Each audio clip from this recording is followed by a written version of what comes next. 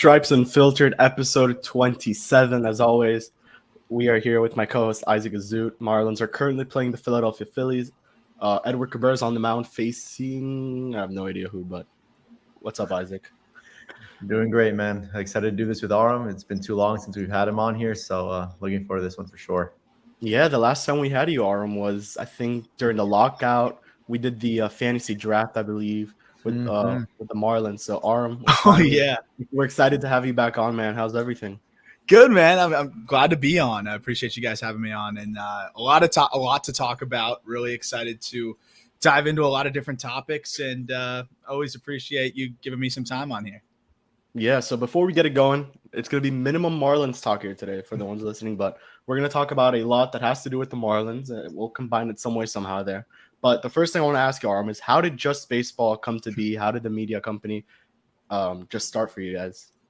Yeah, honestly, it's a great question because funny enough, I was pretty well on my way to doing the broadcasting thing, right? And that's what I went to college to do at Syracuse, was to do the play-by-play, go the play-by-play route, broadcasted in the Cape League, was ready to broadcast in the minor leagues, and was looking at a few different opportunities, a couple within the Marlins organization that I was really excited about, and then COVID happened. So minor league season canceled, graduate into that situation. Pretty hard to go from there, and I was going a bit crazy, didn't know what to do, was a little bit stuck, and just started fleshing out ideas, and always wanted to build on the podcast that I'd hosted, and always wanted to build a website where I felt like you could have everything you want in one place, as you have up there on the screen, where you could have MLB, prospects, college, fantasy, betting, and collectibles kind of all in one spot. Where as I started to pay my own credit card bills, I realized I was like, okay, I'm paying for Baseball America. I'm paying for D1 baseball to keep up with college. I'm paying for The Athletic to keep up with Major League Baseball. If I want to keep up with betting, the Action Network, like, it's all subscription based. And I was like, I think we can find a way to put this together.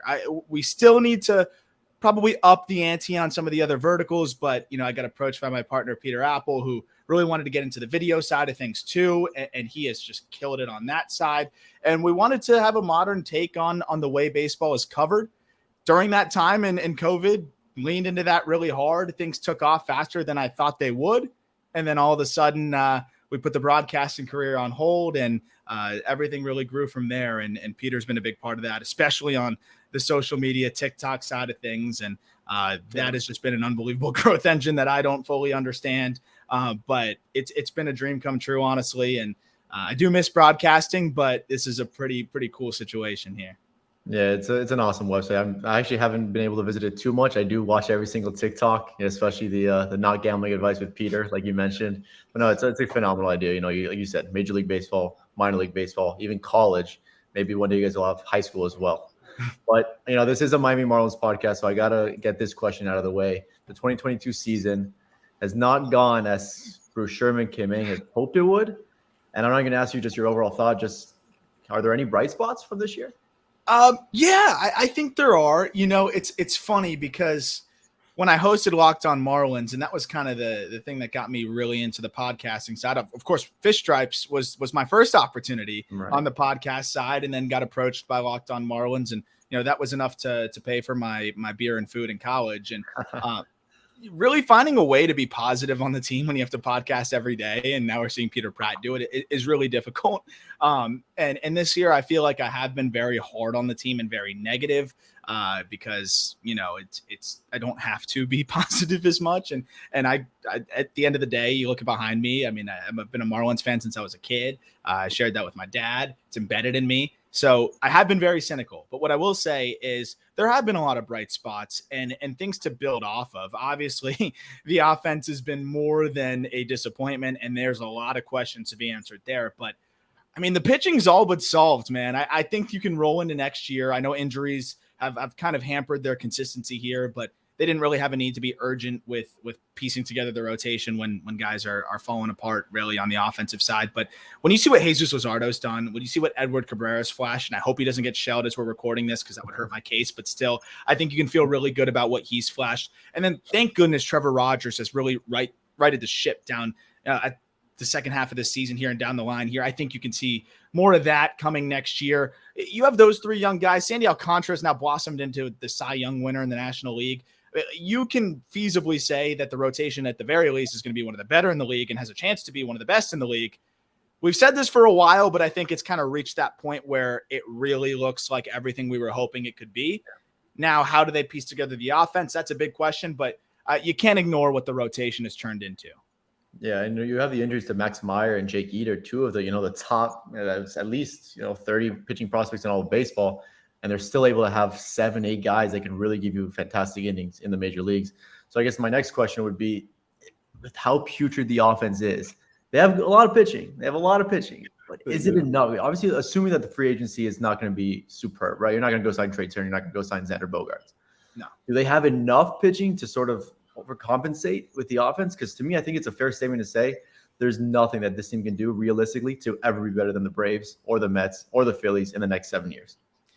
Yeah, it's going to be tough. I think you look at the Braves and they're kind of built for that Bobby Cox era. Yeah. Similar, dominate the division for 15 years. But you look at the Mets, you look at the Phillies. Mm-hmm. They're in win now mode. Their shelf life's a little bit shorter.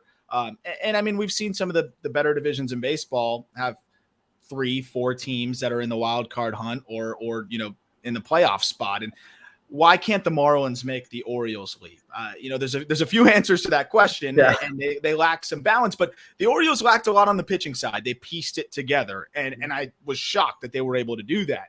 I think if the Marlins can find a way to piece the hitting together and the pitching can click the way we know it can, I think there's hope there.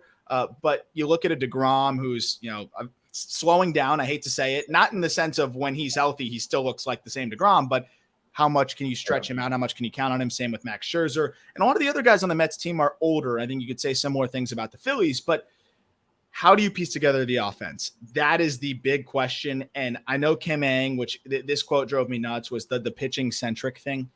Yes, you're going to be pitching centric, but that doesn't mean you neglect offense. And I think they need to find more of those Mark Canha type signings rather than those Jorge Soler and Avi Garcia type signings. If they hit on their free agent signings this year the way some other teams have, I think it's a different story. But they swung for the fences quite literally with the two guys they added, and they whiffed. And now they're stuck with them.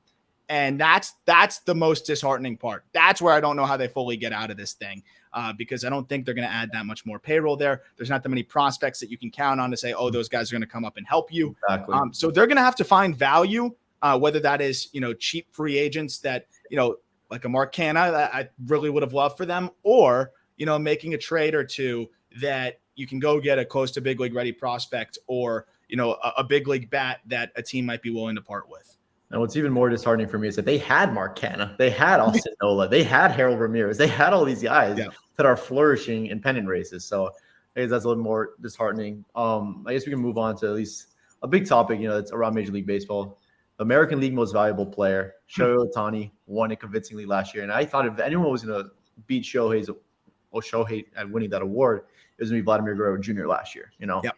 So then I worry. I was like, okay, even if Shohei is mediocre at both pitching and hitting, is he going to be the shoe-in every single year? And obviously, unless someone hits 61 home runs like the way Judge is going to, that makes it a little bit of a difference. So what's your opinion on the American League Most Valuable Player?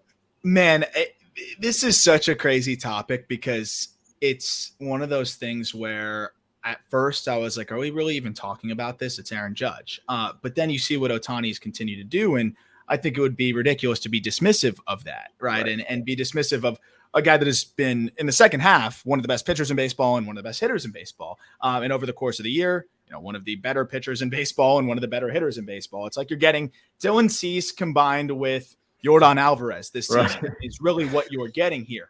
That said, I think a lot of people that are pro Ohtani in this conversation are neglecting the value of everyday center field. Yeah. And I think us on this podcast, especially you guys covering the Marlins, can speak to how valuable a guy playing center field who is actually good at it can be. And Aaron Judge is a really good center fielder. And at the end of the day, when Ohtani pitches every fifth day, and when he's not pitching, he's DHing. it's still incredible what he's doing. And this has been a phenomenal season. And I know people want to say the narrative side of it shouldn't matter, but of course it does. You're asking writers who write stories and like to paint pictures to not follow the narrative in an MVP award. Of course they're going to follow the narrative. So I think you look at what Aaron Judge has done for the Yankees to help them weather the storm. I mean, this team has been sneaky horrible in the second half. Not just, I mean, everyone knows how bad they've been, but even on, like, statistically speaking, the lineups have been pretty putrid that they've put out. You take Aaron Judge from that team, I mean, they're not holding on to first place. And you look at center fielders over the last, basically since baseball started, because I just tweeted this out today. Among players who have played at least 70 games in center field in the history of the game, nobody has hit more than 56 home runs in a single season. That's now Aaron Judge. He's the only person to do that. The only guy to hit 56 was Ken Griffey Jr. twice. And I mean, that, and then of course, then you get Mickey Mantle and Willie Mays. And then you had Hack something from 1930. But that's it, right? So we're talking about some of the all-time greatest and then Aaron Judge. Yeah. And I think when you look at it from that lens, if he breaks Roger Maris's record, if there's the tweet, I think it was Hack Wilson. There we go. Yeah, Hack Wilson. Look at where he's at here. If he doesn't win it, if this doesn't win it for Aaron Judge, just rename it the Shohei Ohtani Award and give it to him every single year he's healthy. Yeah. Aaron, and that's something interesting you mentioned, the second half for the Yankees, it's been bad. I mean, when they win, it's pretty much Aaron Judge carrying this team to the win. You look at the highlights, the homers, everything he's been doing. He definitely deserves the award. And if I had to choose, he would be my AL MVP. But I want to move on to the playoffs. They're right around the corner. It's crazier than ever. The NL East is as close as it is. I think Eli may have what the current bracket would look like, but let's just preview the playoffs a little bit, see what teams are in there. Let's talk about first the NL East. Who do you think wins that division? Because the Mets had it for the longest time. They lost it for a day. They regained it again. And the Braves are just the Braves, and they are really good with what they do. And they call up Michael Harris, Vaughn Grisham. Spencer Strider's been amazing. Just that young talent. They got Acuna back midway through the season. Just your thoughts on that NL East at the top. And then the Phillies are lurking there, but I think they would qualify better in the wild card situation. Yeah, I mean, absolutely. I mean, and props to the Phillies for really hanging around and weathering the storm of not having Bryce Harper in the lineup. I mean, I think everybody thought they would fade, and they really kicked it in gear when he was gone, and then have continued to do that since he's been healthy. But you look at the Braves and the Mets, and these two teams are obviously two of the best in the National League, aside from the Dodgers. But my preseason pick was the Braves, and I'm going to stick with that. Though, I mean, I don't think anybody would be surprised to see the Mets win it. And I think ultimately the series that these two teams have at the very end of the season, I believe it's the second to last series, will probably end up determining how this thing goes. But I look at the Braves and I just think that's one of the most balanced teams we've seen. I mean, they won the World Series last year, and they've now added, aside from the fact that they have a healthy-ish Acuna, he is very banged up right now, and he's talked about that. And I think the numbers would back that up, but he's still, much better than average player. Adding Spencer Strider, a top 20 pitcher in baseball, basically right from the jump. Adding Michael Harris, who I've really can't emphasize enough how good this kid is. And I know I've seen some people saying, like, oh, he's due for regression. He hits the ball on the ground too much. He hits the ball too damn hard for it to matter with how much he hits it on the ground. He's one of the best defenders in center field, and he is just a superstar in the making. I'm actually working on a story right now kind of illustrating just how good he's been. He's been right there with Julio Rodriguez as you look at almost every single stat. That was another one I put out there. F-WAR, WRC+, outs above average, stolen bases. Michael Harris is either right there or better, and that's not a slight of Julio Rodriguez. So you add two all-star caliber players, you return Ronald Acuna, your team is just deeper top to bottom. Austin Riley has taken a leap. And also, I know Freddie Freeman, you lose him, that stinks. Matt Olson's in there. It makes up for a little bit of the gap there. And then Vaughn Grisham's been fantastic. This Braves team's better than they were last year. That doesn't necessarily mean you automatically win the World Series, but I think it's really hard to find a hole with them. And, oh, yeah, by the way, their bullpen's phenomenal as well. Their biggest weakness is a potential Hall of Famer in Kenley Jansen. I mean, that's just unfair. Yeah, so let's just look here at the bracket. I wanted to look at the AL because you have the Guardians there at 3. And I know you guys have been talking a lot about that AL Central, I want to say, and that race there. So just your thoughts on, I think it's Guardians, Twins, and White Sox fighting for that top seed there to see who would eventually face Tampa Bay and possibly lose. Yeah, you say fighting for it. I feel like they're all just passing it back and forth. And finally, the Guardians have separated themselves a little bit, but it seemed like nobody wanted to win the division for a little bit here. And ultimately, the Guardians just have too much pitching. Their bullpen is the best in baseball, especially over the course of the second half. I mean, it's been outrageous what they've been able to get from guys like Class A, Karinchak, who I know they like tried to check his hair and see if that mattered, but obviously that wasn't part of it. It wasn't really checking his hair. It was like stroking it. I'm sure you guys saw that. But I mean, this bullpen is insanely good. It's deep. They've been able to ride that. And then the rotation is fantastic. I do have my concerns with the offense, and I think that's going to be a challenge for them in the playoffs. And as you mentioned, when they match up with a team like the Rays, who are going to eat them alive with their weaknesses against lefties, especially with some of the gaps they have in their lineup, that's going to be tough for them. But you know what? In a 3-game set with the pitching that Cleveland has, their ability to close games out, they could catch you by surprise. It's easy to win 2 games. I think anybody can do it. And I wouldn't fully sleep on them, especially with the star power they have in J-Ram and some of the other pieces. And Oscar Gonzalez has been swinging a great bat. But I don't think anybody out of that division really scares me, though I think the Guardians have finally separated themselves from the pack. Yeah, and the only other team I really wanted to touch up on was the Cardinals. You see them in third playing the Padres. After acquiring Soto and Josh Bell, Josh Hader, this team just hasn't been it. It's been a struggle. The Brewers look like geniuses for trading Josh Hader. Yeah. And the haul that they got there. How far can a team like maybe the Padres or the Cardinals go, depending on who wins that series? Yeah, man, the Padres are one of the toughest teams to peg because it feels like it's a disaster. There's still 13 games over 500, and I'm never going to count a team out that has, 2 guys that I think are well on their way to, Cooperstown, as if they can continue what they're doing, in Juan Soto and Manny Machado, but then several other really talented bats through that lineup. Then you also have a pitching staff that should be better, has not been great, should be better. But things could click for them at any given moment in that regard. Machado's arguably having the best season of his career. Darvish has looked much better as of late. Blake Snell is, kind of tricking you in this Jekyll and Hyde type of performance, but I think overall has looked pretty solid. Musgrove is the concern. I think that's the X factor for them. Are you getting first half Joe Musgrove, or are you getting second half Joe Musgrove? If they get first half Joe Musgrove, I think this team could be a really tough out in the postseason, especially with the experienced guys that they have offensively. But you look at the rest of the division. I mean, the other teams are obviously way out of it. It's really just about what you can get from trying to compare it to the Dodgers. I mean, 21 games back when you're 13 games over 500 is insane. But from the wild card perspective, I mean, I think the Padres are still that toughest team there outside of, some of the obvious with the Braves or the Mets that we're talking about. And I think it's going to be a really interesting conversation between the Phillies and the Padres, because the Phillies are playing better ball, but the Padres have way more upside. So it's definitely an interesting conversation. But to answer your question on the Cardinals, I think that team's a problem. I think they're going to be tough. Yeah. I do have some questions about the pitching. I've had questions about the pitching all year long, though, and they seem to just piece it together. And offensively, I mean, they've got some of the most ridiculous bats you're going to see. The Albert Pujols magic is amazing. Probably arguably the best duo in baseball in Arenado and Goldschmidt. Yeah. And their bullpen as well has been fantastic. Jordan Montgomery has been one of the best acquisitions at the deadline. That team is just perennially competitive, and I'll never count a team like the Cardinals out. I had a question about a team that's sort of on the outside looking in, is the Brewers. And they made that deal. Obviously, hindsight is always 20/20. But at the time, did you like that deal for the Brewers? Sort of extending their window a little bit, but also in the immediate future, really hurting themselves a little bit by trading Hader. Yeah. I mean, dude, anytime you trade for, other than Edwin Diaz and what he's done this year, but you look at the last several seasons, Hader's been the best closer in baseball, and it's not close. Right.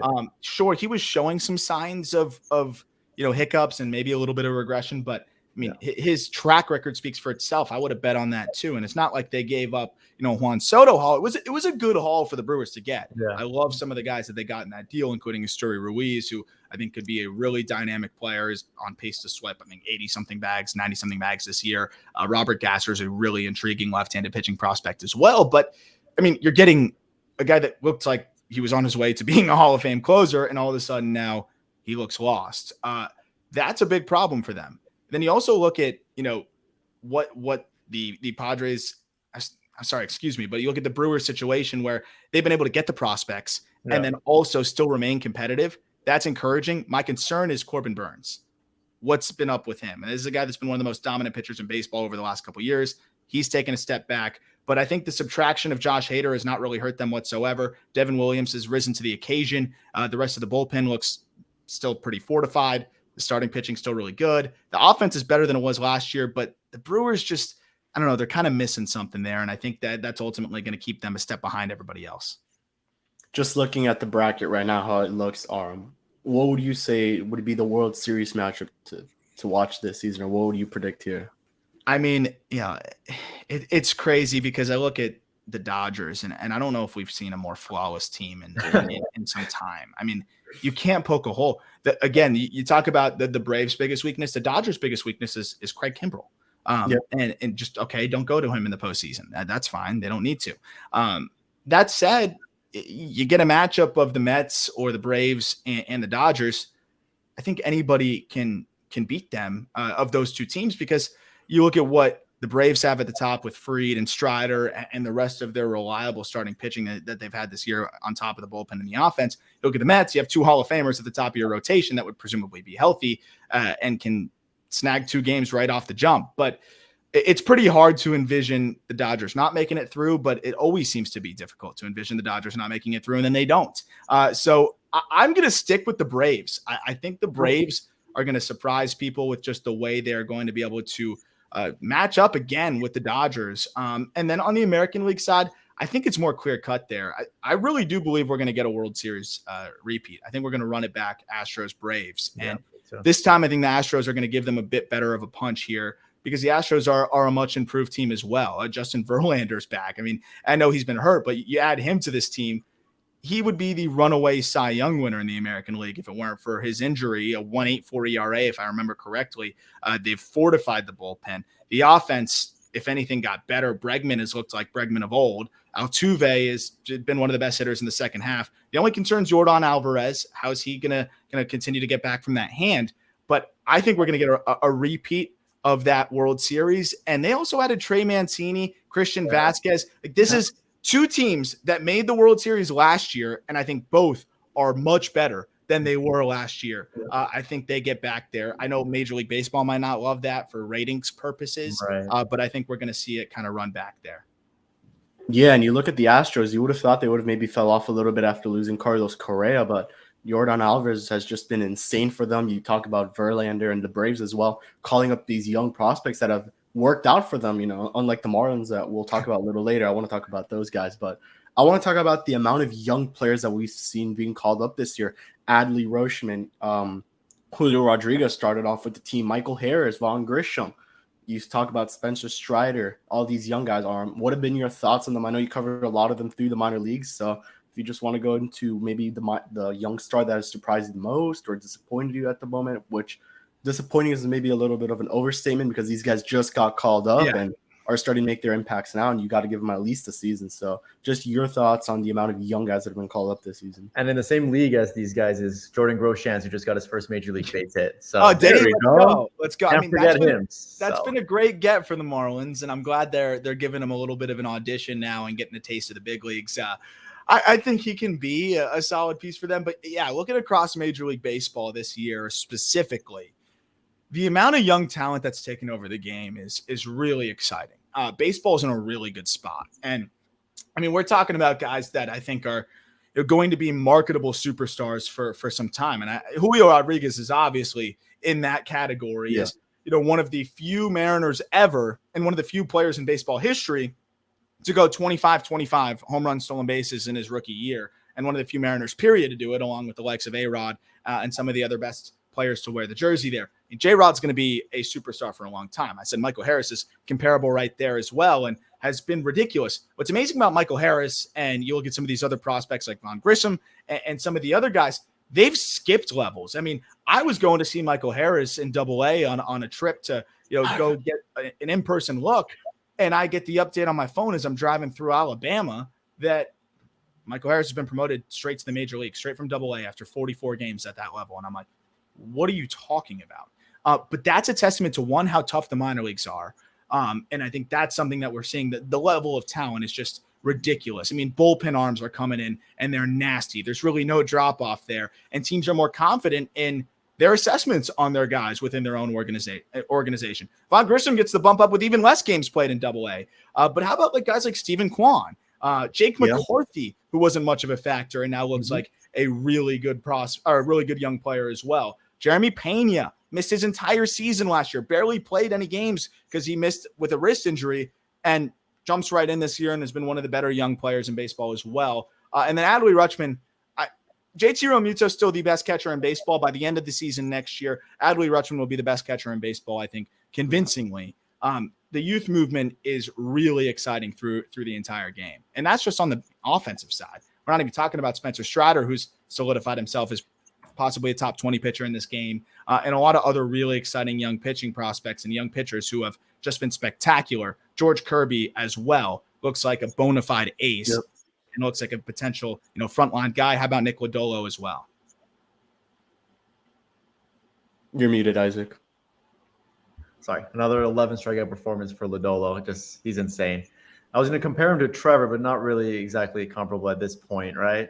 I mean, it's funny because I like what they do in terms of their fastball setting the tone for the rest of their arsenal. And Ken Waldichuk was a guy that just got traded over to Oakland and was part of that deal for Frankie Montas. And that was a guy that I compared to Trevor as well, where I think a lot of young pitchers, I'm not saying they've watched Trevor and replicated it, but they've taken a page out of Trevor's book, which is, dominate with the fastball and then work the changeup off of that and make it really difficult to differentiate the two out of his hand. The reason why Trevor was struggling is he didn't establish the fastball. The command of the fastball just wasn't there. But you're seeing Nick Lodolo do that now. But his breaking ball is on just another level. And that's a guy that now looks like the ace of the Reds. I mean, the amount of young all-stars in this game right now is insane, and baseball's in a really good spot. Why do the Marlins not have one of those guys on the offensive side? On the offensive side, not one. And Salas sort of had an off year. I still think he can be good, but I think the ceiling is limited. Khalil, why do they not have a single guy? It's a good question because I look at the Royals, and the Royals are very similar on the pitching side. And, the Royals scout guys, continue to draft guys pitching-wise that fit a similar profile who they struggle to develop, and not acknowledging that, hey, we struggle to develop these kinds of guys. Maybe we go a different direction. The Royals go stuff over command guys and have just always struggled to develop guys in the command department. The Marlins, they continue, and that was a big, Denbo Jeter thing, was, athletes on the baseball field. I don't hate the idea, but if you struggle organizationally to develop your hitters, and it really ends up boiling down to access to information, and a lot of other organizations provide their players with more information, more investment into development. A lot of other organizations have a lot more money spent into the development side of things. And I think these Marlins hitters are on their own a little bit compared to some of the other organizations. And when you're drafting guys that are very raw, that have a ton of skill and talent that they're on their own to try to tap into, they're not going to tap into it as consistently. I think it's been a bit unfortunate with how every single guy has not panned out for the Marlins. You'd think they'd luck into one, and I think that's a little bit of there's bad luck combined with it, but they haven't put themselves in a position for good luck. And, I think even you look at some of these teams, they've been lucky with the way some of these players have turned into superstars that maybe we didn't expect. But Jordan Groshans is exactly what they needed to target, right? Bat to ball. You can't really mess him up. He has all of the basics down. He's safe. But at the same time, they need upside bats. So it's a tough juggle here. I think it's a combination of the scouting and then the development as well. And I'm very interested to see how they adjust their philosophy. It seems like they went that route with Jacob Berry, but that's a whole different other discussion. But they did go with one of the safest bats they could have went with Jacob Berry. And I think that was them acknowledging a weakness. So in your opinion, the lack of production from all these homegrown guys that they've gotten under this regime, it's not so much a development problem as much of a lack of hands-on development, or is it also just bad evaluating and just saying, okay, we're picking the wrong guys? I think it's both. I look at all of these systems, and I look at Baltimore. They play into their strength. They draft the same types of guys. They draft hit tool over power, but projection. So, Colton Cowser, one of my favorite prospects in baseball, he's 6'3", some of the best contact rates in college baseball. And they're like, okay, he's going to develop into more power. And that's something that's naturally going to happen. But we have a guy that we know has the bat to ball skills. Then they go with Connor Norby. Then they go with somebody like Jordan Westberg. All of their top prospects, besides Gunnar Henderson, who I thought was even still advanced for a high school bat, those were all guys that had a present hit tool, and you figured you could dream on the power potential.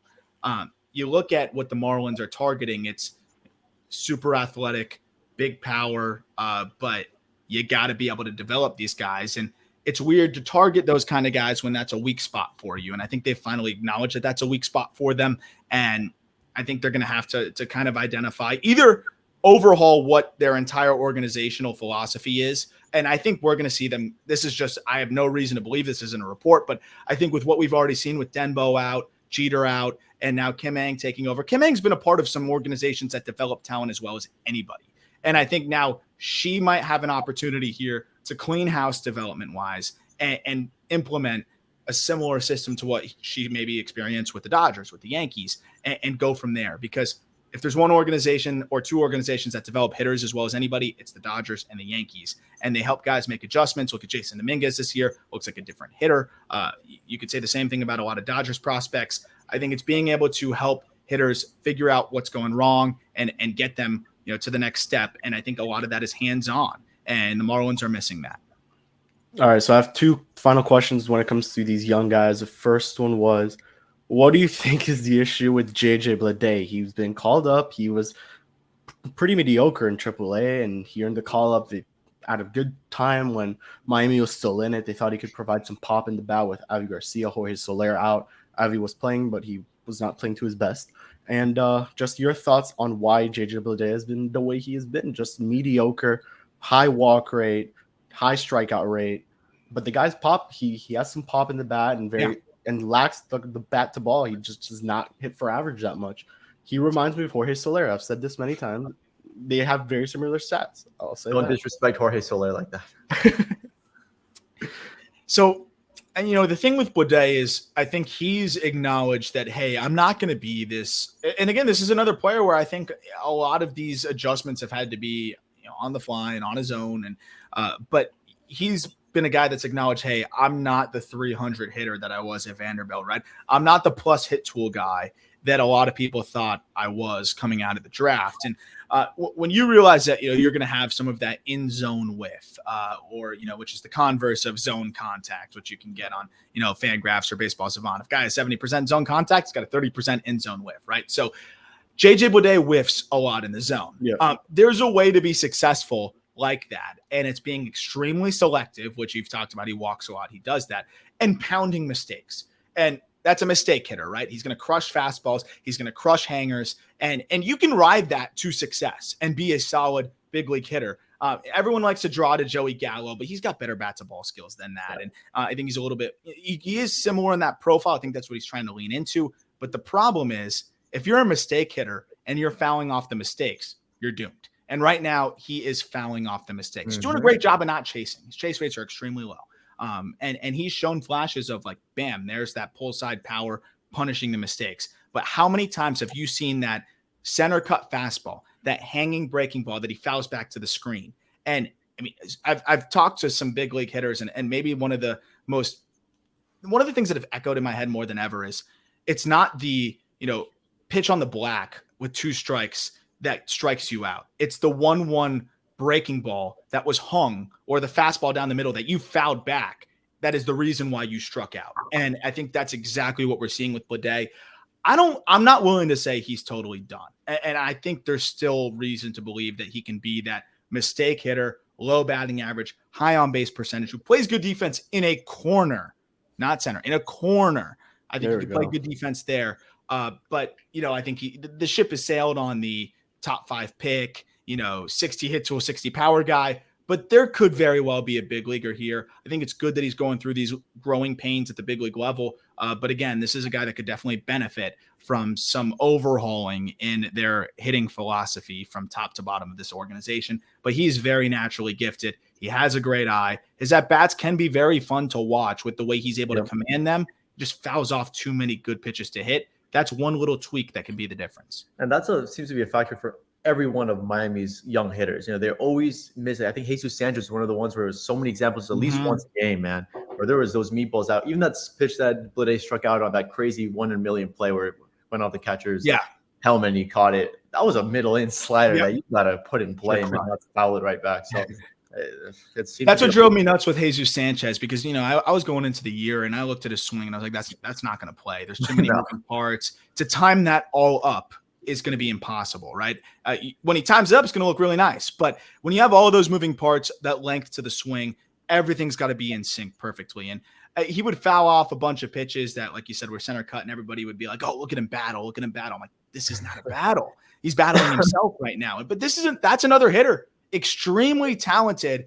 Yeah. If he moves on to another organization, I can guarantee you that at least he's going to show some adjustments and show some flashes of better bat to ball skills. But what really frustrated me is we didn't really see any adjustments. It was the same Jesus Sanchez every single time. I don't know if that's him or the Marlins. I think it's a combination of both, especially from what we've heard from some reports about his timing to the ballpark and things like that. I think that would kind of go in tandem with a guy that's maybe not as willing to make any drastic adjustments and changes, but you got to be willing to do that. And that's another guy that's extremely talented, but the Marlins are not the right organization to help him get there. I want to ask you one last thing about Blade. What would be his ceiling on the Miami Marlins? Where's Coughlin?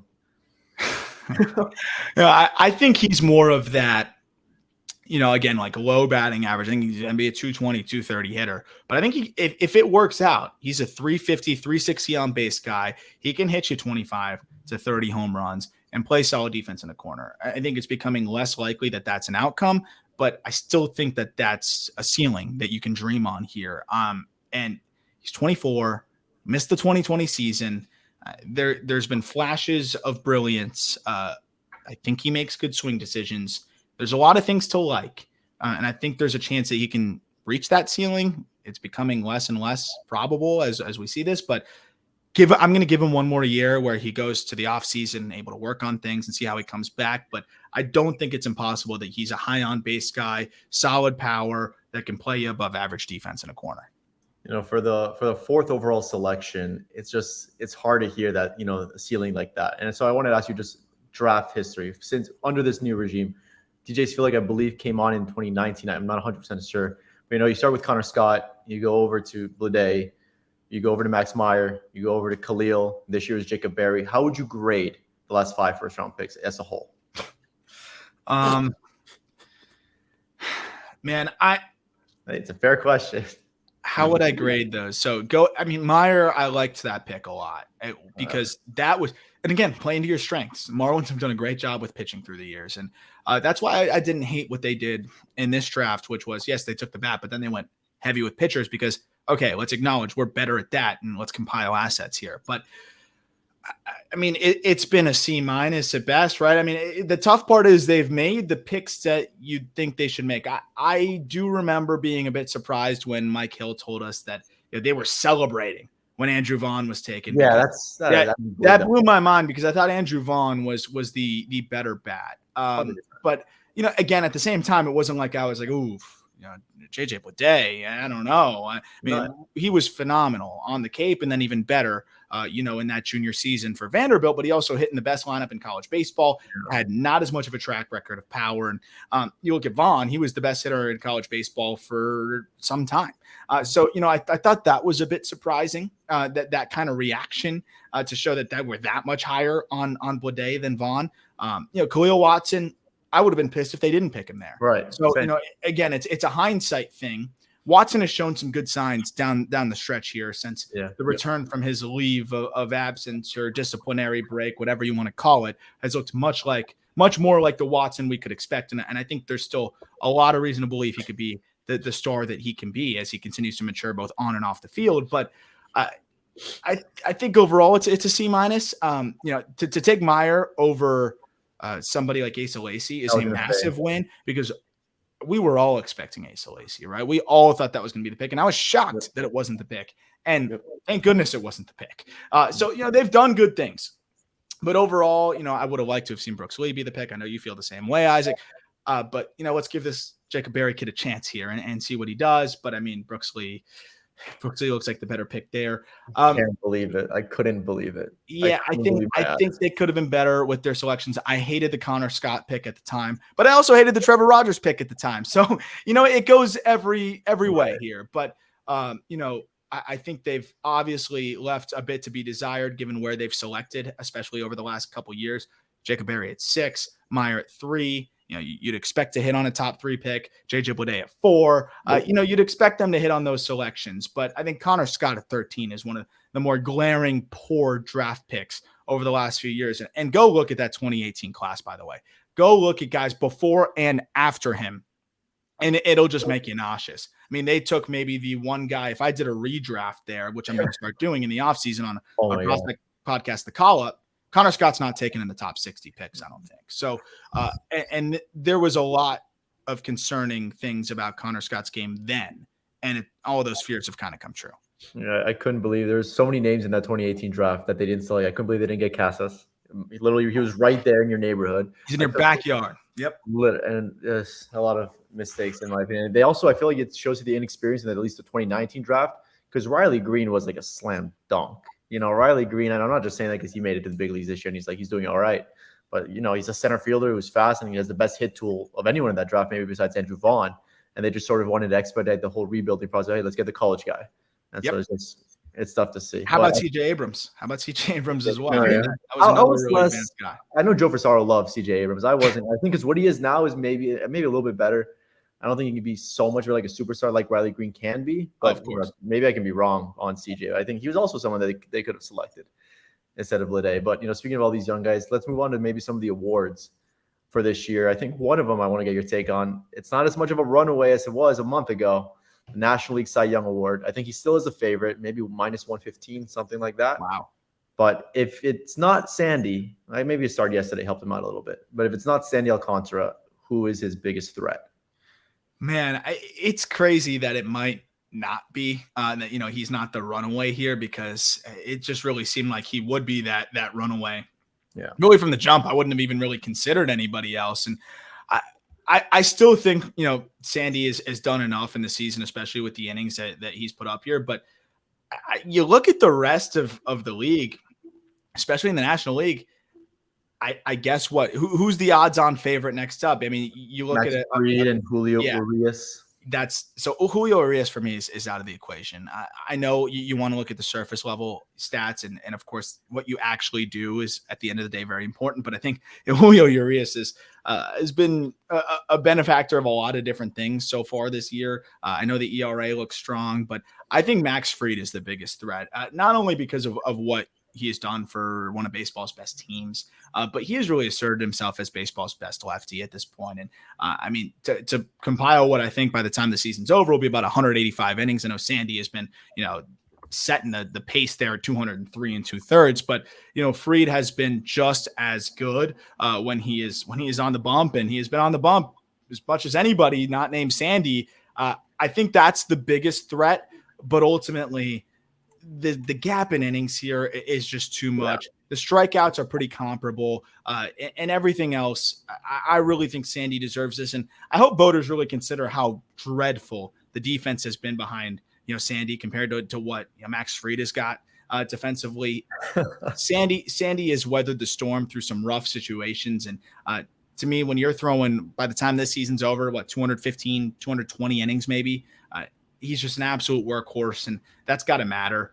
But yeah, I think Max Fried's the biggest threat, and I'm surprised that Carlos Rodon is not getting more consideration in this whole thing too, because he's going to be at 170, 175 innings, maybe 180 by the time the season's over, and he's been one of the most dominant pitchers in baseball since the second half and over the course of the season as well. If you look at F4, he's tied for first. I mean, He has just been outrageous.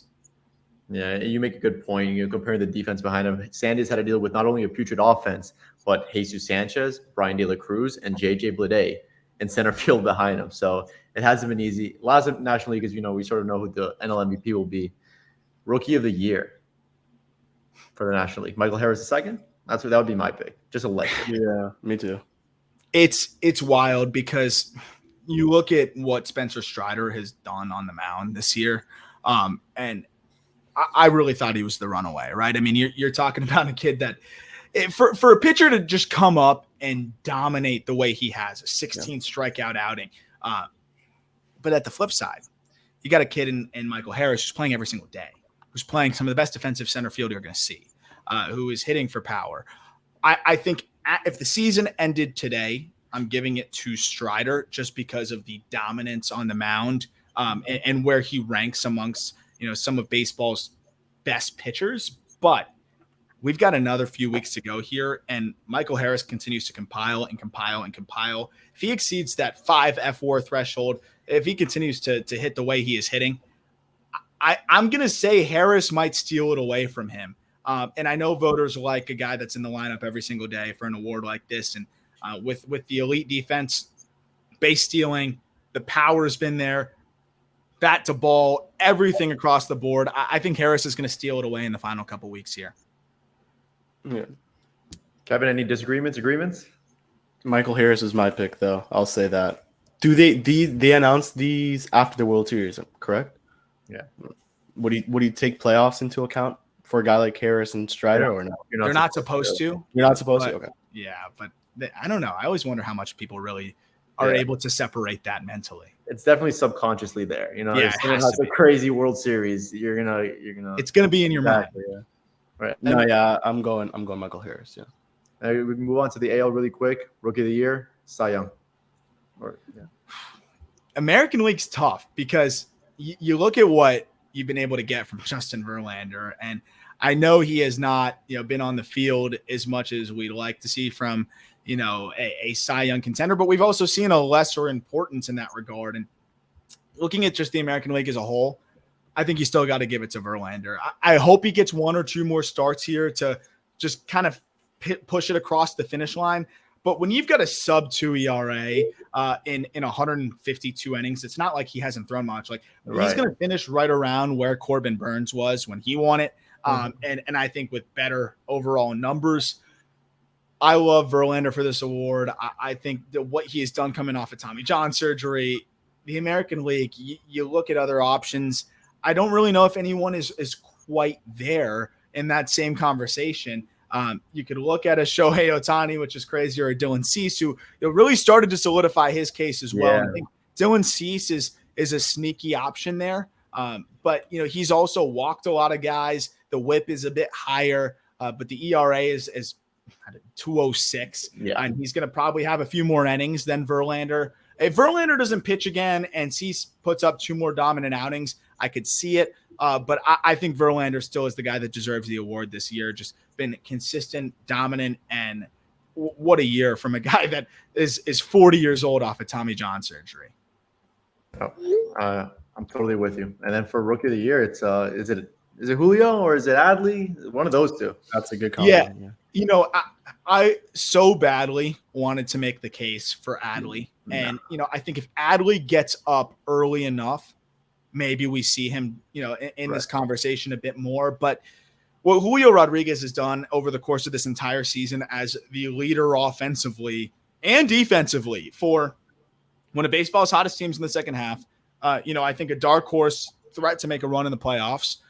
He's been there since the jump. Came off of an injury that kept him out for a couple weeks, continued to mash. Yeah. The defense and center, the speed on the base paths, the offense that he's given them.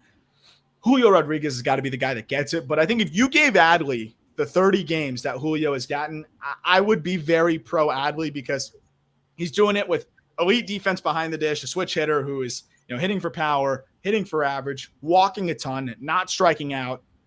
If Adley had a little bit more time, I think he catches him. You look at F4, he's already almost catching Julio Rodriguez, but you got to give it to the guy who's endured the entire season, and Julio Rodriguez has done just that.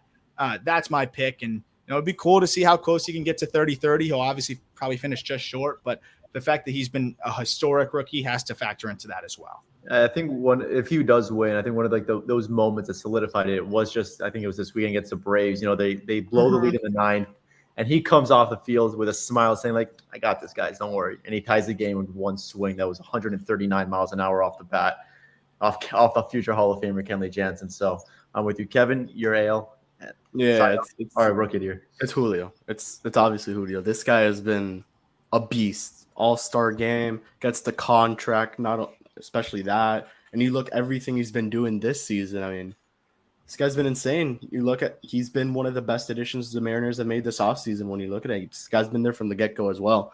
It sucks for Adley. I would have liked to see him maybe a little earlier, but Adley's been insane as Aram mentioned that this guy would probably be the best catcher in baseball by the end of 2023 or maybe even closer than that. But I want to move on to the final topic. I want to talk a little bit baseball cards. Let's talk about the hobby a little bit. I know you're into this a lot. I want to ask you the first question right now. Is probably the best investment to make prospect-wise or player-wise? I know you do your weekly video TikTok on eBay to talk about this, but we're going to get it on here as well. Awesome. Yeah, so I'll try to stray a little bit from the ones I gave out on our TikTok, though. I will say Andy Rodriguez of the Pittsburgh Pirates organization is someone that I told our staff about him early, and a couple of our big card guys bought his out of 5.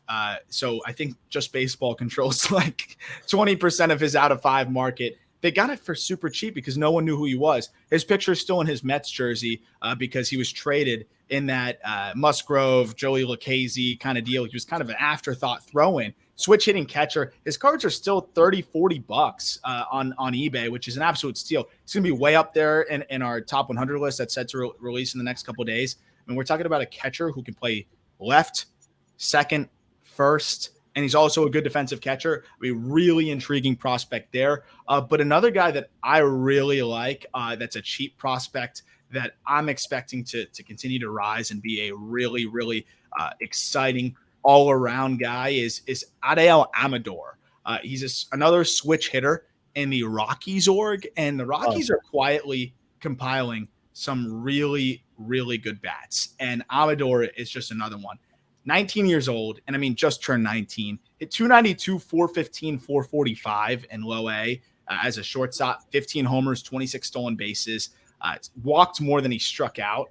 This guy has the potential, especially in Coors Field, to be a star, and I think he's going to climb through the minors quickly. And then another one the last one I'll mention on the higher price side that I think just is not getting enough buzz is Tristan Casas. I mean, Tristan Casas, I have said on the Call Up podcast that if he doesn't pan out, whoever listens to that, if you ever see me in public, you can punch me in the face. And like, I've not said that about really any other prospect. I mean, you saw what he did to Garrett Cole the other day. Talk about a guy that commands his at-bats, ridiculous power, is going to be the first baseman for the next decade in one of baseball's biggest markets, and I think is going to be a fan favorite.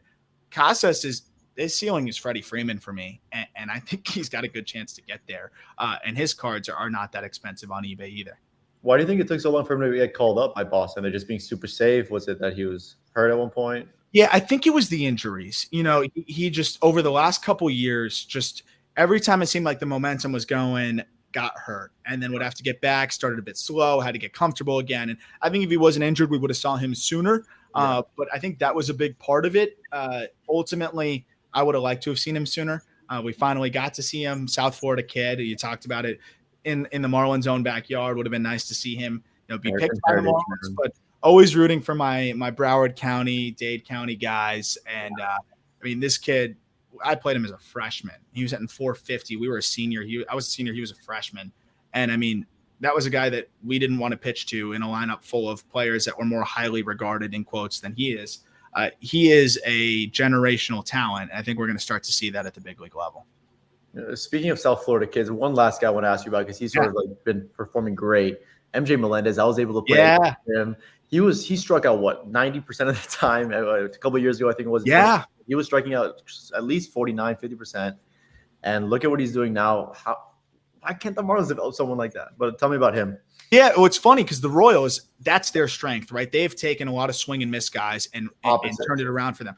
Both Melendez and Nick Prado, were guys at the same level, absolutely struggled. Struck out near 40% of the time, like you said, and just did not look comfortable whatsoever. Melendez made some incredible adjustments, and I actually had a chance to talk to him about this, and he was basically saying that it was a big approach adjustment for him, but also just making some tweaks to his lower half, being able to stay back, and he's one of the more athletic hitters you're going to see, and he is really an interesting swing. He almost looks like a hockey player Right. with the way he's able to swing the bat, but he found what works for him. And he also has a really good approach that he sticks to. And this kid is really special. I know the numbers overall have not been quite where he'd probably want them to be, but he's also been catching a ton and adjusting there. But 30-plus home run power, a really talented hitter. I don't know if they're going to move him off a catcher or not, but, man, this guy is really, really, really good and has turned things around, and it's been fun to watch him play. Also a really good dude and easy guy to root for. I think he's going to be a big-time threat with the bat for the foreseeable future as well. And the Royals are building something nice over there. If you could combine the Royals and the Marlins, you'd have one of the best teams in baseball. Yeah, you get Bobby Wood. I think he's going to be an all-star catcher. MJ. Absolutely. Absolutely.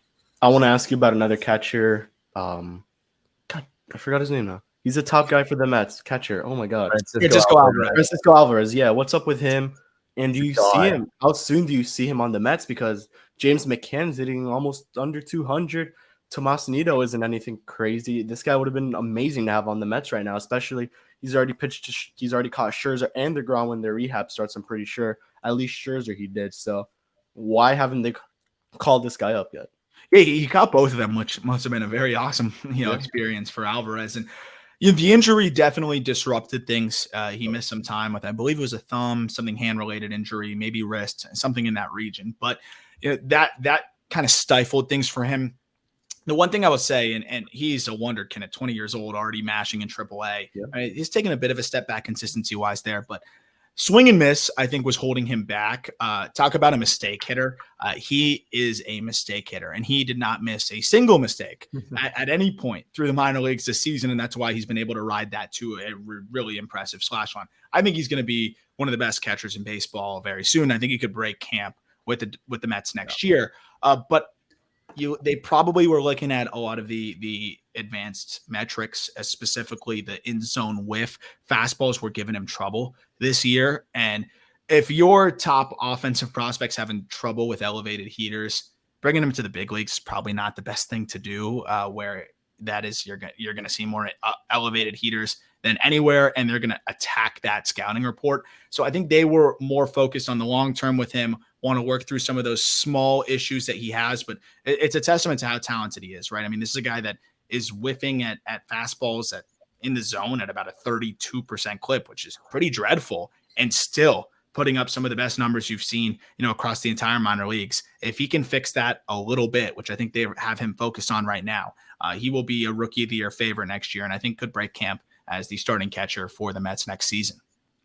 Yep, and before we wrap it up, I don't know how we haven't spoken about this guy. Eury Pérez going to make his Double-A return on Saturday. How soon does this guy get to the big leagues? You see him as a Marlin in 2023. Before you answer that, actually, who's better, Andrew Painter or Eury Pérez? And then go ahead with the question. There we go. I feel like there's a reason why you're asking me that, Isaac. No reason. All right, I thought I was going to be. Yeah. All right, so we're dropping the top 100 list, and it's probably going to drop in the next 2 days, maybe till Monday. It's really dependent on how much coffee I can drink and how late I can stay up, because I'm finishing up these write-ups. I'll start on the positives of Eury Pérez. Eury Pérez is an absolute freak. You guys know that. I've had the pleasure of watching him in person on a few different occasions, and one of the things that impresses me the most about him is how polished he is, both as a pitcher, physically and mentally. He gives up a bomb, and next pitch, wipes it. Next pitch. And I was talking to Zach McCambley about this, actually, because McCambley is really big into the mental side of things, and he was calling him a young prodigy. But he said the most impressive thing about him is how he does that, how he's able to turn the page and go right back. He faced a Biloxi Shuckers lineup, which is the Brewers Double-A affiliate, which was loaded, and they ambushed the crap out of him. And Biloxi is a bandbox. The ball flies out to left, and they pummeled him for a couple home runs. He refocused and turned out to have a really good outing. My concern, quote unquote, because it's not a concern, he's going to be just fine, is fastball is elite. Secondaries are good, but he doesn't quite have that plus out pitch yet. And you're seeing hitters, geared up for the fastball. That's the one pitch that they know can beat them. But the secondary stuff is just lagging a little bit behind. Andrew Painter might be the nastiest pitching prospect I've seen in some time, especially below the age of 20 years old. Another South Florida kid, in their own backyard, Calvary Christian. And oh my goodness, is Andrew Painter a freak? I'll tell you, Eury Pérez is going to be a top 15 to top 10 prospect. Andrew Painter may happen to be a little bit higher than that. And that we would be the highest on him in the entire industry. So again, not an indictment on Eury Pérez. I'm really looking at him to improve, the command of the secondaries and just the quality a little bit.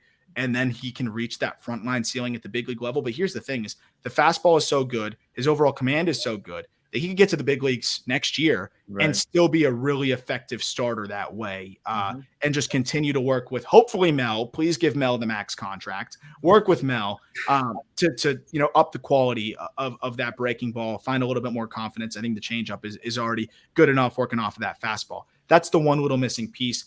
Andrew Painter has dynamite command as a guy that's just as tall, just as young, and 2+ breaking balls. So, you're talking about two of the best under 20-year-old pitching prospects in baseball, and they're going to terrorize each other's teams for a long time in the NL East. Yeah. Granted, I didn't do as much. I didn't follow the 2021 draft that closely, but after Kumar went, I was like, dude, if Painter falls to 16, I will be so happy. And the Phillies just nabbed him, and that was a little bit of a heartbreaker for me. But I'll let Kevin finish this off.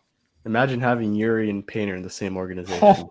That would have been man. And that's the big question before you. The question I have for you guys, I'll turn the tables back on you guys here.